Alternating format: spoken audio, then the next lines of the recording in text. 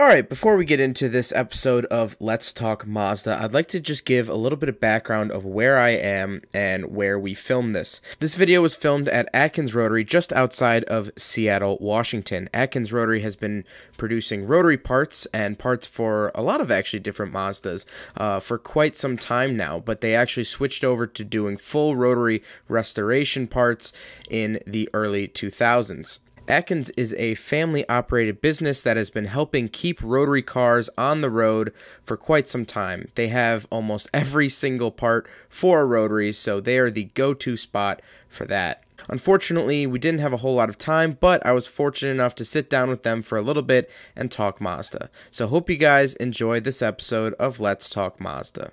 Alright, so this episode of the podcast, we have Dan and David Atkins, owner of Atkins Rotary. So let's just get into it. How did you start making? You're one of the biggest producers of rotary parts now. How'd you break into that? Mazda stopped making some of them, and or they just needed to be made better. So we use them for racing. I have customers running like 50 plus pounds of boost on our apex seals. So gotta stay alive. I used them in my racing back in the 80s. So I needed to make something better because the apex seals back then weren't staying together for me. So you started back in the 80s. You started Atkins in 81, yep. Correct? Yeah. So that was after you had issues with your RX-4. Well, not issues with it, but... Yeah, I started working on the cars in 76 when I had my first brand new RX-4. I had a 75. And after that, we just started learning how to work on it. So, and then you raced the first gen, which you have a picture of it doing a wheelie above your desk, but... So you raced that for a while, and then... Well, I raced the RX-2 for a while, and then moved that over to the RX-7, and I started racing that in 86. And the RX-2, I started racing that in 84. Drag racing. Right. So what about, when did you get your Cosmo then? The first one? Oh, man, I've had a bunch of them. Yeah, cause I know up here you have a couple of them, but... Most of them I'd build them up and then sell them. Okay. But this one I've had here, I don't know, 30 years. That one would have been about 18, so 97, 98. Yeah, we bought that one. We were down off River Road. So... And that one you actually won some championships with, correct? I drove it down to Pomona to the NHRA Nationals in 2001 and won it and drove it home. But I'd already won the championship drag racing at Seattle International Raceway in 98. So, and that's the supercharged, you said 15 pounds of boost? That one I'm only running about 8 pounds. Yeah, it's a street car. You can go up to 15. Yeah, but it's pretty much a street car. Still got all the power windows, power mirrors, air conditioning, and power steering. Yeah. So, Dan, I assume you've just grown up around rotaries. That's kind of how you got into it, right? Yeah. Mom's got pictures somewhere where my playpen was in the garage. Ah. So you really grew up in the shop. So, and then you've had a lot of rotaries, right? I've had 6 or 7. Okay. I started off with an RX-3 that I bought when I was 17. And then after that was wrecked, I got an RX-7 from my grandmother about a year and a half later.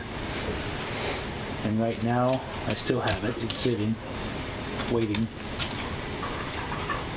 I've had an 88 Mazda pickup that I put a rotary in that was supercharged, and it went up and down the West Coast. I had it, 4 years? Several times to 7-stop. Yeah. Never on a trailer. Always driving. Yeah. Drove down and back. Learned a lot with that truck. Can't argue there. I've not owned an RX-8 yet. I've driven multiple since. Well, he's got a family right now. Yeah. Yeah. It's kind of hard to drive around a 2-door sports car or even an 8 with 3 kids and... So you guys, when did you start solely focusing on rotary parts and more parts distribution? Because you guys had a shop that you guys ran for a while. We ran the auto repair for 18 years, Yeah. specifically for Mazdas. And then we started working on just building engines out at the airport while I was building my airplane. And then just closed the auto repair after 18 years and started concentrating on just selling parts. And what year was that? Closed it at 97. Had to have been late 98. Because I ran it for like a year and a half before I had my fill of that. So yeah, about 99 we closed the auto repair and just started concentrating on building engines and selling parts. Right. And for a while we were selling a lot of engines. I was personally building like over 400 engines a year. So Yeah. So was it, when you first started selling parts, was it hard to find a market, or were there buyers instantly? no, we had people all over the country asking for our engines, and then they'd want other parts too. And then some guys said, well, I can't afford your engine, how about if you just sell me parts? And I said, sure. And we started selling parts, and that's what we do now. Now we've expanded it to all of the Mazdas, so we have parts, lots and lots of parts. We have more parts than any dealer in the world. Yeah, I've been obviously here all day, and the amount of parts, you guys said you have 22,000 parts online, and that's not even... That's just the website. Yeah, It's that's not just the counting website. That doesn't include what we have in stash. Right. Yeah. We've got parts all the way back to like 1968. Some of them are brand new. Yeah, which is amazing. I mean, that barn over there is just filled with so many different things that you guys could probably assemble a couple different cars out of that. Every building on the property is full of parts. Right. So maybe we ought to walk up to one of them and show them. We could take a tour, but so did you guys have a website right away, or was it kind of word of mouth, or like when you started selling parts? I think at that point it was word of mouth. Yeah. Because it started local and it started to expand after that with the RX-7 forums. And then we came up with the website. And Josh has been, he's constantly building that and changing it. So he's been helpful. When did you guys move international? Well, we started flying the airplane in '95, and I was going to air shows all over the country and Canada, and that's when we started getting really, really busy. Okay. So, because I mean, I was watching you guys ship out stuff today. You sent something to Portugal today. Like, I mean, you guys are really keeping Rotaries on the road around the world. See, one was Portugal, the other was Australia. Yesterday was a couple to Germany. South Korea. I have one order pending for that. Wow. We sent So two I or mean, three. it's all over. Yeah.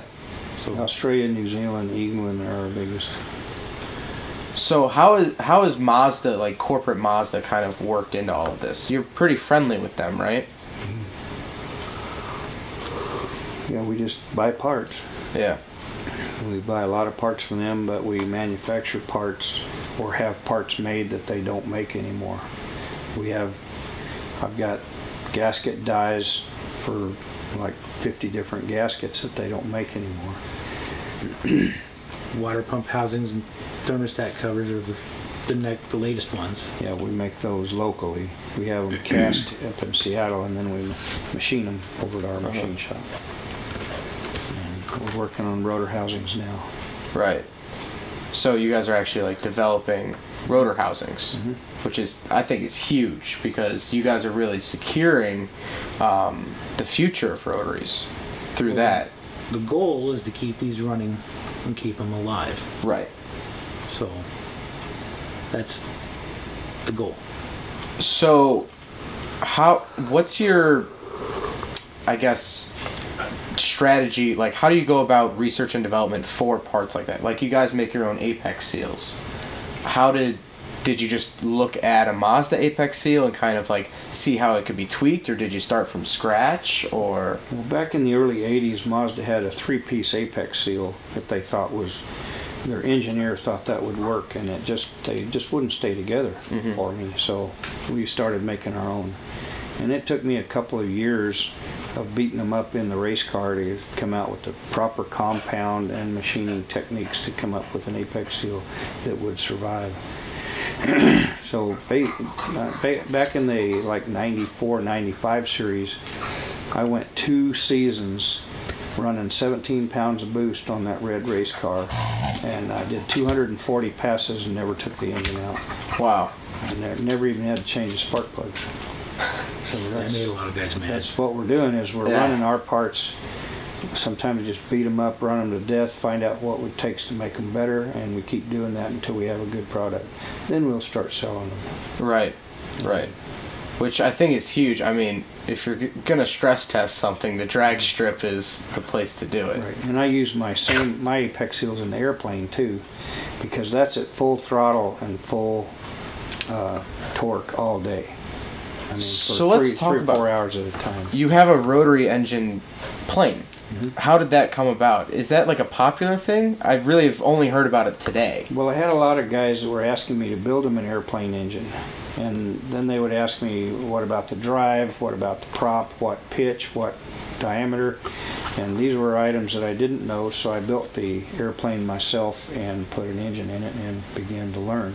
Mm-hmm. And like I said, started flying it in '95. Pretty soon I had the thing doing over 200 miles an hour, normally aspirated. And so I went to several air shows in Florida and Oshkosh, Wisconsin air show, 16 years in a row, no problems. Is it a 13B? Yep. Okay. How much modification does it need from a car? I mean, obviously, to fit a propeller, Well, but... you have to have a gearbox that can handle it. Okay. So we have a gearbox on it now that's fairly durable. Uh-huh. I mean, I had early gearboxes that went away because we build our intake systems to make a lot of torque, because torque's what actually keeps the airplane cruising, because you're at full throttle. And I tore up some gearboxes and finally don't use those anymore. Come up with a different, just like in our superchargers, I don't use helical gears anymore. We use straight cut gears. They're much more sturdy, and they don't create as much heat or thrust issues as helical gears. So, speaking of which, when did you guys start doing boat engines? Because you guys have a couple boat rotary engines sitting around here. And when did you guys start doing that? Because again, that's another thing that I really didn't know people use rotaries in boats. 20 years ago. At least. At least 20 years ago. The first one I rode in was in the 90s, and that was in Spokane. Yeah. Going over boulders the size of cars. Yeah, and now we're selling the engines out for repower. People are tired of V6 or V8 because the V8s are too heavy. Right. It's only been the last 20 years we've been making the pieces for that stuff. So Now, how does that vary to the road-going engine? Like, what modifications do you have to make? biggest issue is being Coast Guard approved. Well, Okay. On some pieces, like your manifold, exhaust manifold. yeah, we make the water-cooled If you're exhaust gonna go- manifolds. And those are entirely out of stainless now. And when we first started, they were aluminum. But the salt water would eat them up, so now we use stainless. Because they have to be cold to the touch, or cool to the touch, right? Cool, yeah. So, what about, like, oil systems and all that stuff? Well, It's we just same, or? It's a water-cooled heat exchanger for the oil, and just and a water-cooled coolant.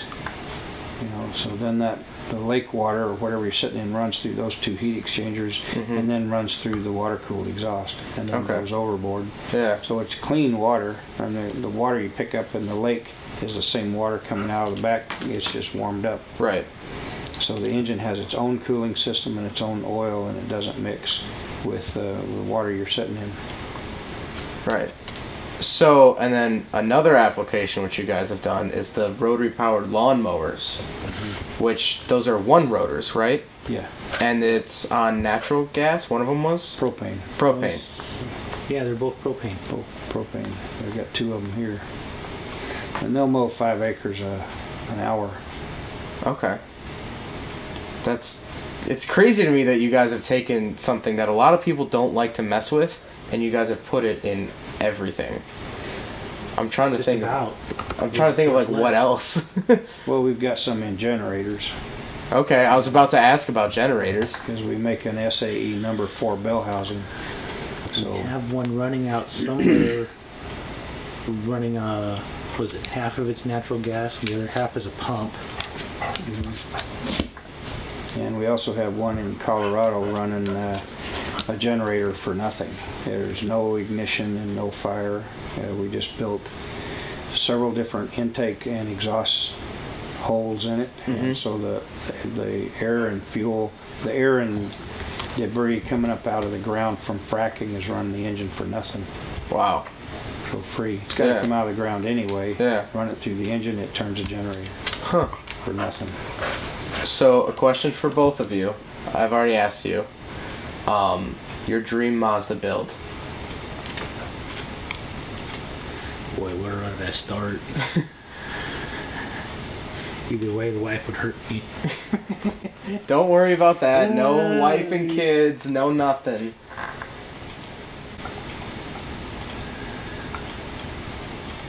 I don't know, because I had an RX-3 wagon that I enjoyed. And I bought that and drove it until I wrecked it. And then the truck I built, I guess it would have to be a truck, because the truck would have more use. It's more useful. Because you had the supercharged B2200, right? Yep. Yeah. 275 at the flywheel. That's so much for like that little truck. I mean, how much did they weigh? Oh, a little more than the first gen RX-7. Yeah. What was the first gen weigh? 23, so yeah. it's about 32, I think. Jeez. But And you would do an RX-4 again? Yeah, I'd like to have my 75 RX-4 back. Yeah. That or a 3-rotor supercharged lowboy. Lowboy? Yeah, little early 30s car. Oh. That would be cool. Hot rod. That would be cool. it'd be easier to do a kit though. Well, yeah, because if you take a actual car or put a 3-rotor in, it's just going to piss somebody off. Yeah. So how did you guys get into supercharging rotors? Because I haven't really heard much of the superchargers. I know everyone just does turbo 2 swap, do a bigger turbo, and call it a day. Well, we got the supercharger company because I needed it for our marine engines. And they're easier to make them Coast Guard approved than a turbo. And some of the boats are being used on river boats, like Alaska has one in their fish and wildlife, and they need an instantaneous response when they throttle up. Okay. The supercharger does that.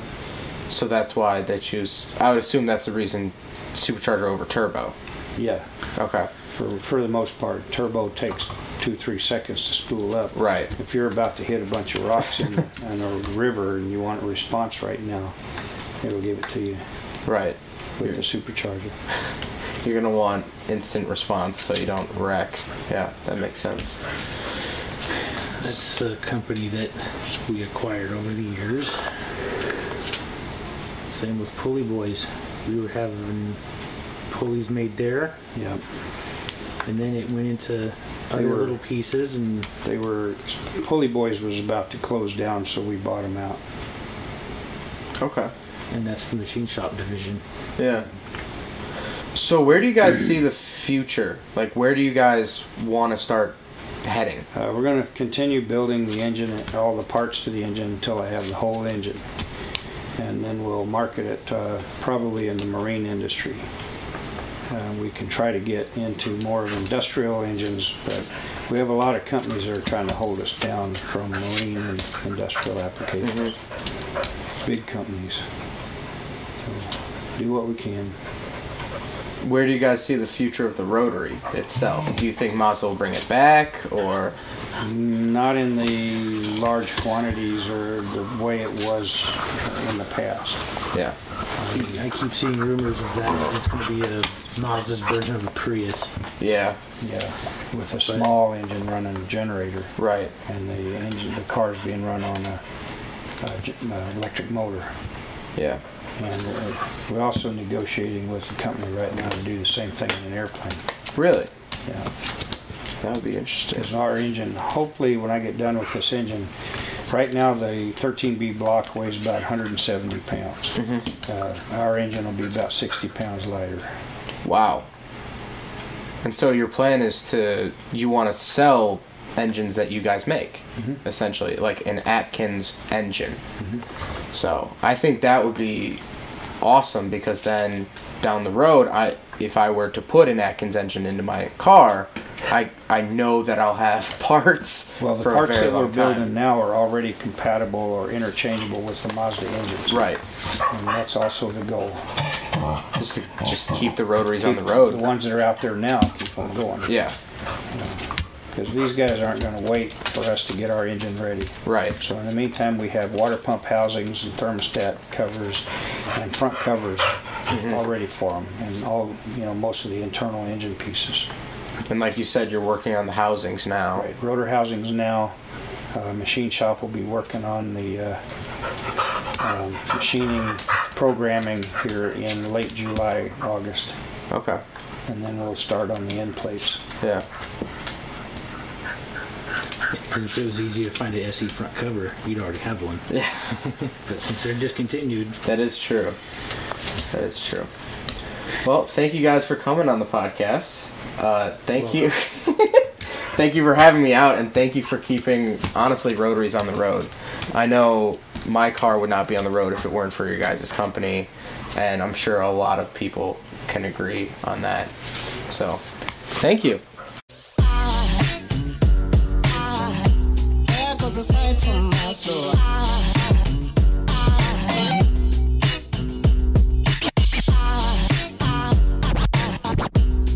aside